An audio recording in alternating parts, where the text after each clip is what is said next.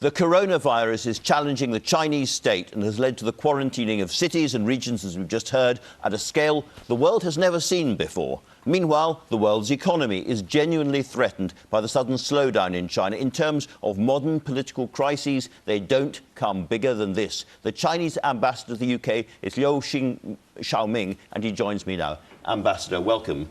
Can I ask you, first of all, to update us on the number of people infected in China so far as you know, and sadly, the number of people who have died?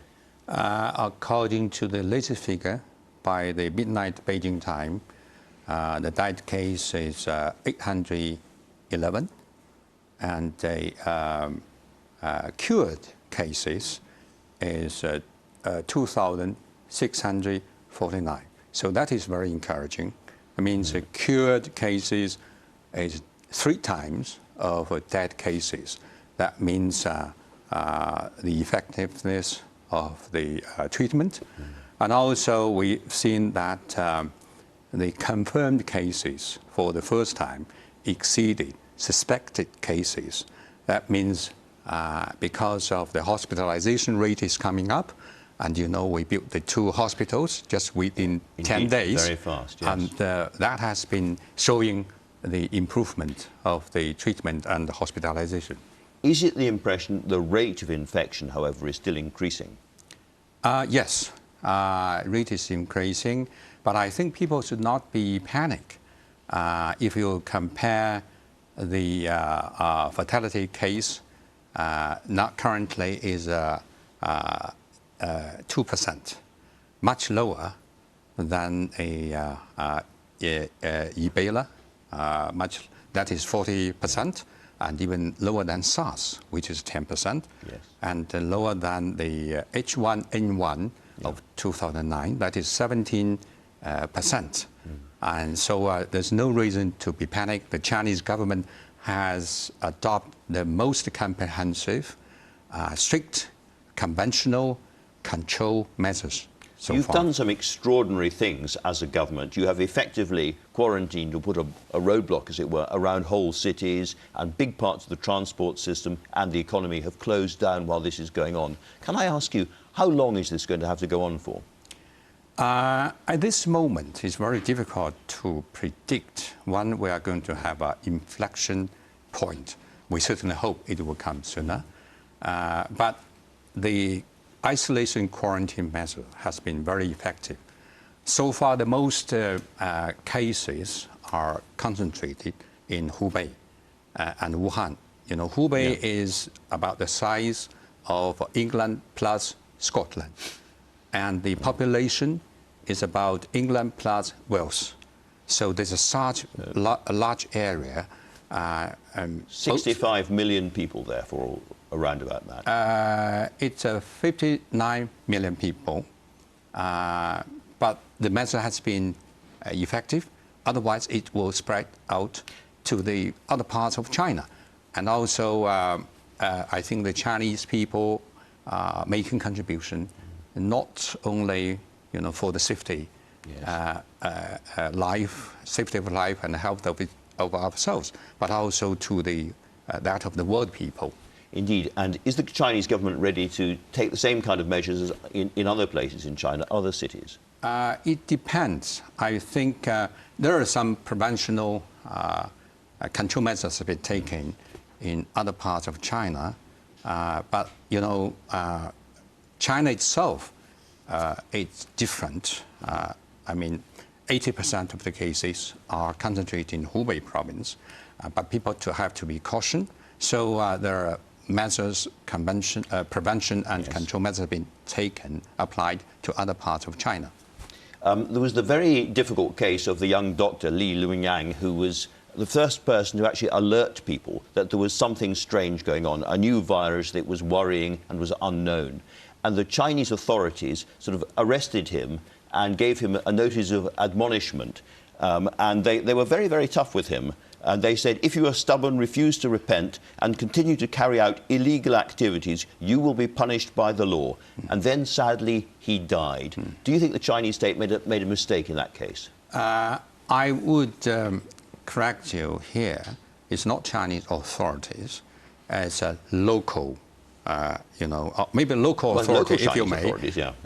But Chinese authority, as a matter of fact, we have the supervision committee have sent investigation team down to Wuhan to find out what was really going on. People feel very sad. I tweet, on my Twitter account, express my condolences and pay tribute to Dr. Li. But you have to remember, Dr. Li will be remembered as a hero, will be remembered for his brief brevity contribution to the fight of this disease.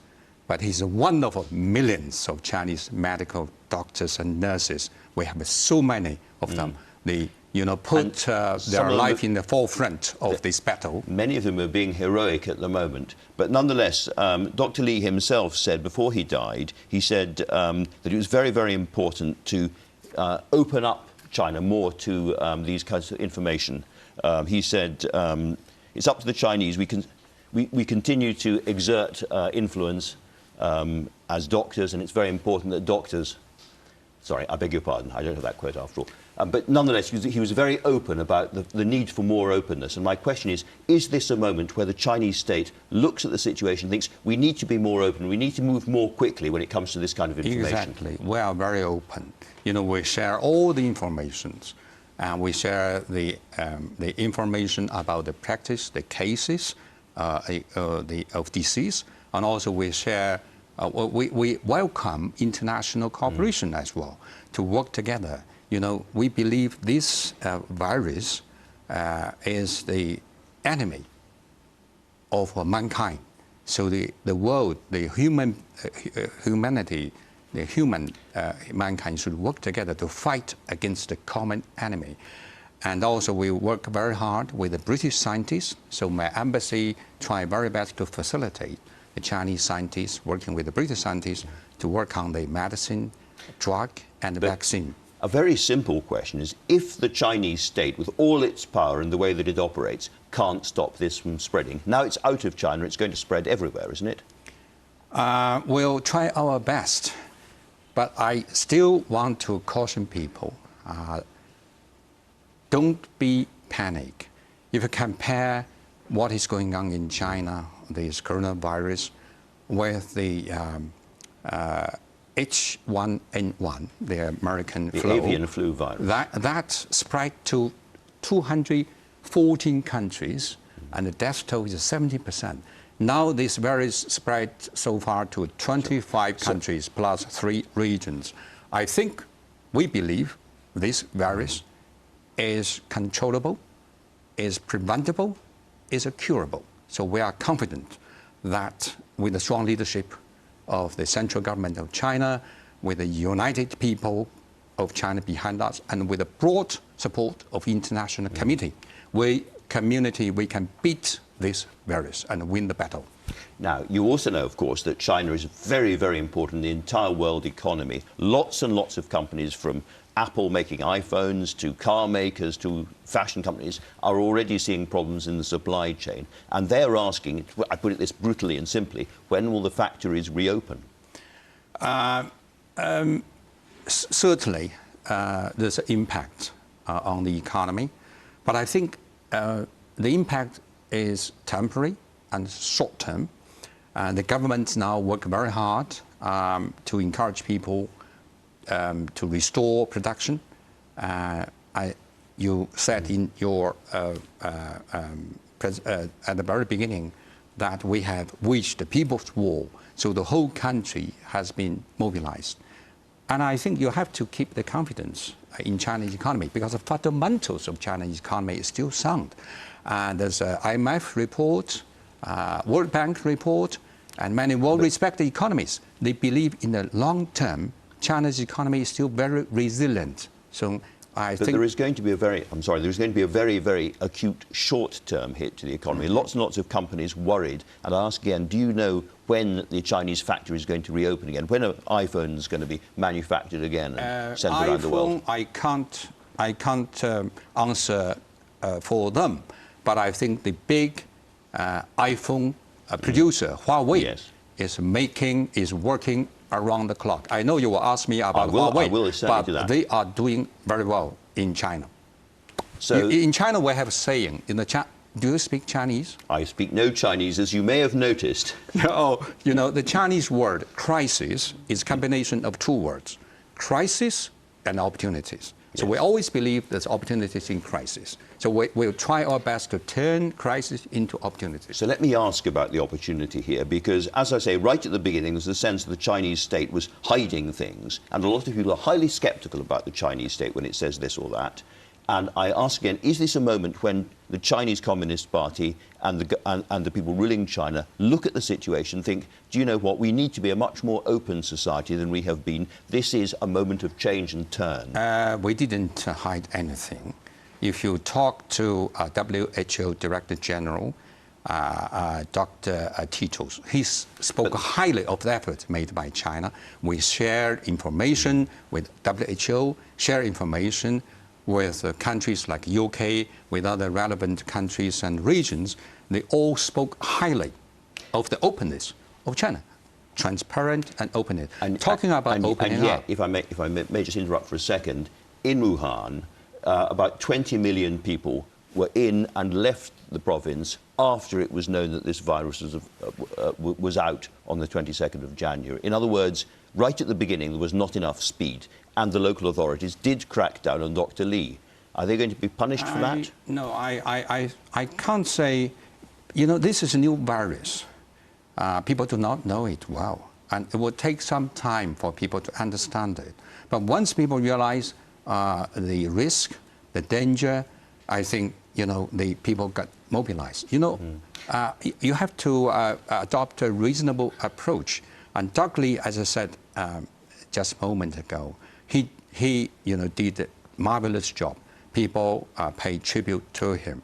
But and I also told you, Central Authority sent investigation team to find out what was really happening. I'll get back to you if you like to have a conclusion to find out what is really happening. And those who had a misconduct will be, you know, made accountable for their conduct, to be held responsible for the handling of this case. Ambassador, you said I was going to raise out Huawei, and I am, absolutely, because there are 5 leading conservatives who are appealing to other conservative MPs to reverse the decision to ensure that Huawei is kept out of the system, because they see Huawei as, first of all, absolutely connected to the Chinese state, and B, unreliable when it comes to transmissions and secrecy. This is part of our national infrastructure, they say, and there's no way that China would allow a British company to be absolutely the centre of their national infrastructure in the same way. First, I think they are totally wrong. I think what they're doing is a kind of a witch hunt. Number one, Huawei is a private-owned company, nothing to do with the Chinese government. The only problem we have is they are a Chinese company, and that's the problem. You know, China is more open, as we you know, get back to your original argument, since the reform opening up. You know, China has run a market-oriented economy.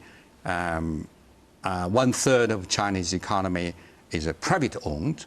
The other third is a foreign and a joint venture. So Huawei is an independent company, and they are the leader in this area. And I think the reason why the Prime Minister decided to keep Huawei is he has a very ambitious plan for UK.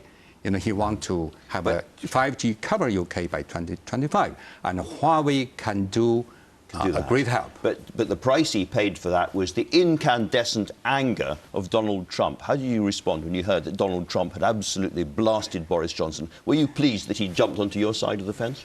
I will leave Prime Minister to deal with President Trump. I think I always say UK, Britain can only be great when it has its own independent foreign policy. So I do hope that Prime Minister will stay with his decision, because I think it's in the interest of UK. It's also in the interest of cooperation. But important thing is its interest to maintaining the British image as the most open and a free market economy in the world. And though we are not 100% satisfied, though, but I think it's a good decision. But I think a 35% cap, does not show your principle of a free economy, free competition. All right. Okay. Ambassador, thanks very much indeed for talking to us. Now let's take a look at what's coming up later this